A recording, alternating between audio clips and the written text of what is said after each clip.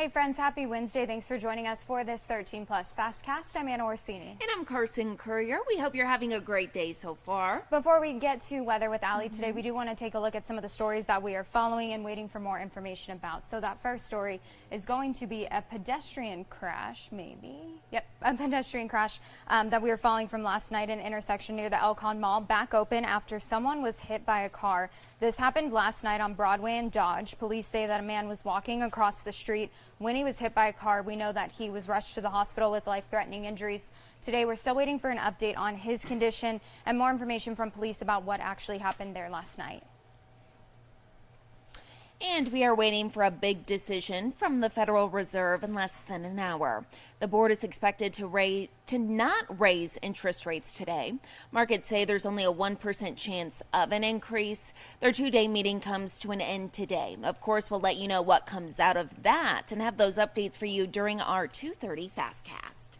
And taking a look at your weather today with Allie Potter here with us once again. Welcome back. Hi, thank you very much. Glad to be back. Okay, well, looking at the weather today, Yes. seeing clouds outside, does it feel a little bit like Houston at all? We're going to see. No. I spent plenty of time outside in Houston and with the humidity. And everyone kept going, oh, Arizona's so hot. And I go, I will trade the hot temperatures Any day for that And humidity. it's pretty nice this week. It really is. And I took my dog out this morning and it was just nice and Kind of chilly, yeah. Crisp. So I keep saying it's crisp. it's feeling A little bit of really bite good, in the air, yeah. Right? And with some of these clouds, we're going to be, thank you so much, Anna, we're going to be dealing with some of those gusty winds, in fact, today. And you could kind of actually see that wind is really picking up that tree there on Mount Bigelow. Pretty much going to be the remainder of the day. Timing out those gusty winds, though, today, if you're on the west side of the state, gustier, so to speak. But then Metro Tucson, 22 miles per hour, though, later on this evening. Not so too terrible, though, if you're in Santa Cruz and Cochise County, though. Taking a live look at our satellite radar, as you can see here, or even if you've had any time outside today, just dealing with some clouds. And you know what? It is a nice, welcome sight to see for us. Our radar is picking up a little bit of moisture. I'm not saying that it's necessarily raining, though. If you're in Tombstone, you might just be seeing some virga, and that's basically that rain is evaporating before it does hit the ground. So you might be seeing that on and off.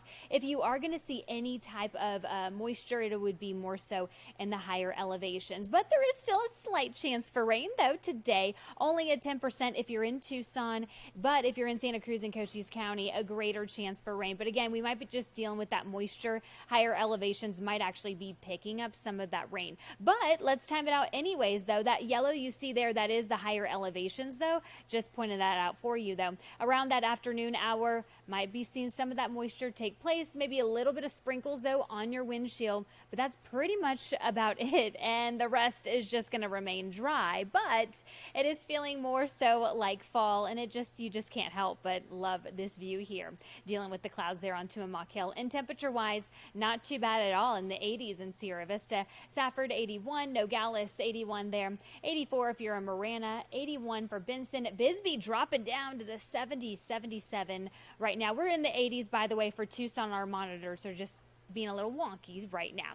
95 degrees for the high today in Tucson, 86 if you're in Sierra Vista, 88 for Nogales, 89 for the Douglas area. Lots of clouds, though, pretty much gonna remain in sight. That's 7-day forecast. Can you believe the kickstart of fall is on Saturday? Wow. And we're feeling a little bit more like fall with 93 degrees, but we're gonna be dealing with those gusty winds today and also tomorrow and those dry conditions. But the good news is no triple digits are in this 7-day forecast, and at night on Thursday night, not looking too bad, 65 degrees.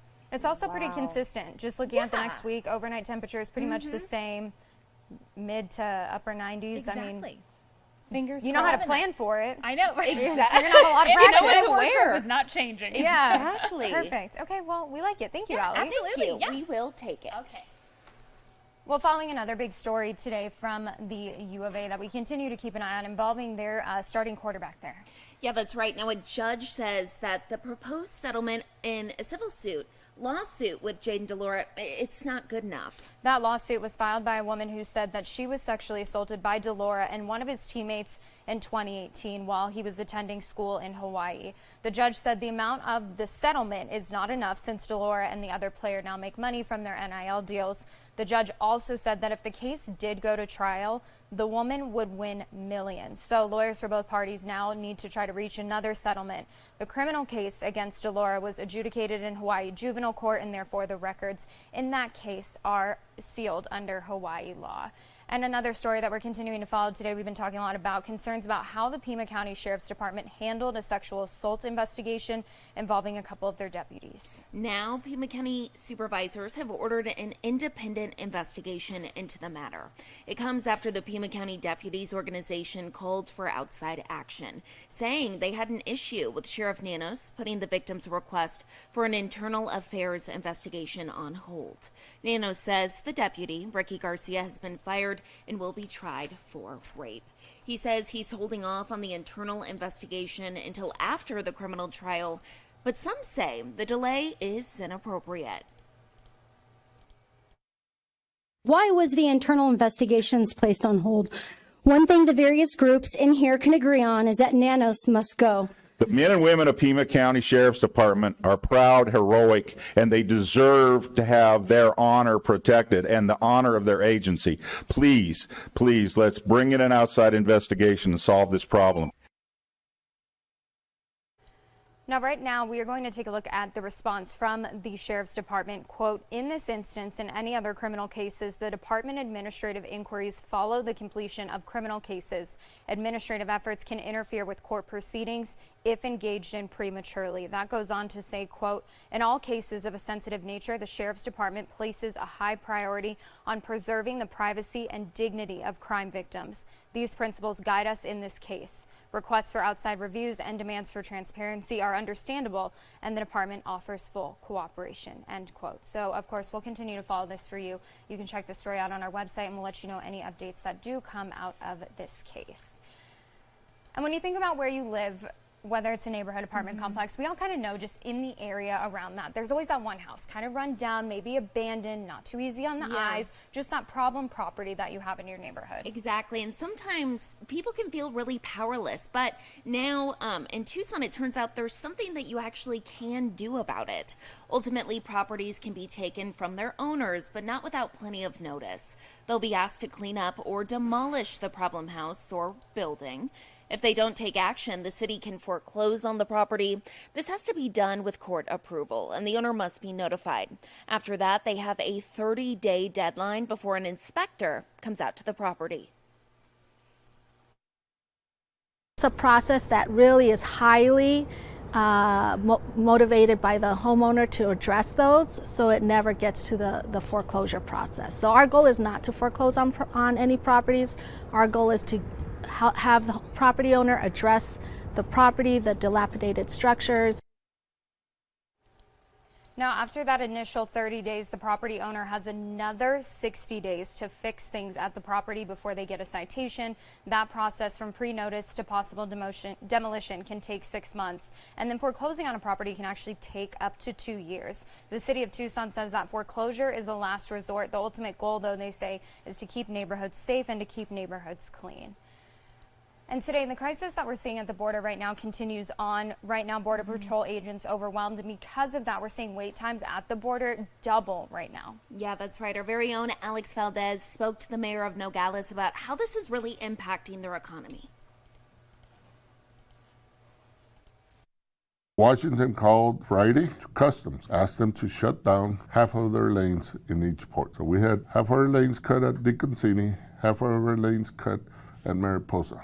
Mayor Jorge Maldonado of Nogales says people crossing the border by car through both ports of entry are seeing major delays, hurting a major part of the border town's economy. Washington is worrying about the flow of the illegals instead of giving the preference to the legal crossers. That is a big concern. The legal crossers are what sustain our city, what gives it the boost to the economy of our city. Around 6 this evening, one of the busiest times at the border, general passengers at both ports of entry in Nogales had wait times over 2 hours, with the 2 open Sentry lanes seeing a 60-minute delay. And it's not just here in Nogales. Officials are seeing around the same times in Douglas. At last check this evening, the general line had about a 60-minute delay. This is the same wait time for the ready lanes, a lane travelers with a passport card or Sentry card can use. For Washington to, make a call and take away customs and shut down gates at the port of entry and harm our economy, I think that's not the right way to go. The wait times aren't just impacting travelers, but commercial vehicles as well. Around 2 this afternoon, those carrying imported goods like cars and produce waited close to an hour to enter the country, a process that is typically much faster. The cause behind the increased wait times? Mayor Maldonado tells me migrants seeking asylum are stretching border agents thin, causing some to be reassigned to assist with the influx. My main concern is I hope Washington comes and visits us and looks at the real picture. It's very different being behind a desk in Washington and getting a different story. The mayor of Nogales tells me he isn't necessarily worried about the number of migrants being released into the streets. His biggest concern are the border wait times. He says if wait times are too long, it will keep people from wanting to cross over.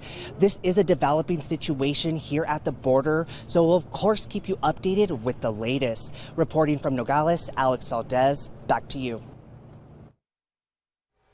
And we always got to end on a good story. Yes. Most of the time it involves pets. So taking a look at what's trending today, Oro Valley Police recently welcomed their 3rd canine to the team. And it's all thanks to Lisa Bayless, who's the top sales agent with Long Realty. You can see him there on your screen. Look at that handsome, happy boy. That's Cash. And he joins 2 other canines within Oro Valley Police that were actually donated by Lisa. She donated those dogs in 2020 and 2019. Wow. And let me tell you, these dogs are not cheap. Listen to this. Cash was $12,500, and that entire cost was covered by Bayless. It's part of her Community First program. From each commission she earns, she donates $500 to a community cause. In total, she's projected to donate $100,000 this year to our local community. So definitely a big thank you to her. And also, look how cute Cash is. Hopefully he goes on to be just the best pup, helping OVPD as much as he can. Well, he's been training for the last 6 months, which is why they didn't announce that they had him yet. So he's gone through his intense little boot camp. And oh, good. I mean, those dogs can just do amazing work, and they're such a huge resource for sure. Police and sheriffs, local law enforcement. So I'm glad that they have 3 now. I remember the first conversation I ever had with your husband. I was like, oh, so you work for Oro Valley PD? He's like, yeah. And I was like, so do y'all have dogs? And he's like, yeah, we have 2. And he said they're really expensive and that they require a lot of training, and you don't realize, what goes into it to have canines. Like, it's a very intensive process. Absolutely. And they're so cute. They're always so handsome. But also they're working. They're never ugly. You know what I mean?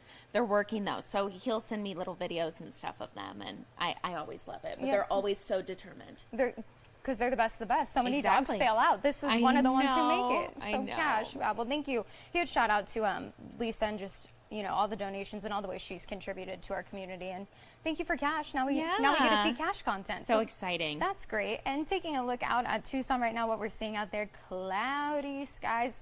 Look a little bit stormy, but unfortunately I don't think we'll be getting any rain today. I know. I mean, I love this though. It's kind of cozy, feels a little bit like fall. We've been wanting this, a little bit of some relief from the heat. Makes you want to take a nap. Exactly. Yeah, napping mother. Yes. Well, thank you so much for joining us for this 13 Plus FastCast. Tune in at 2:30 for more news.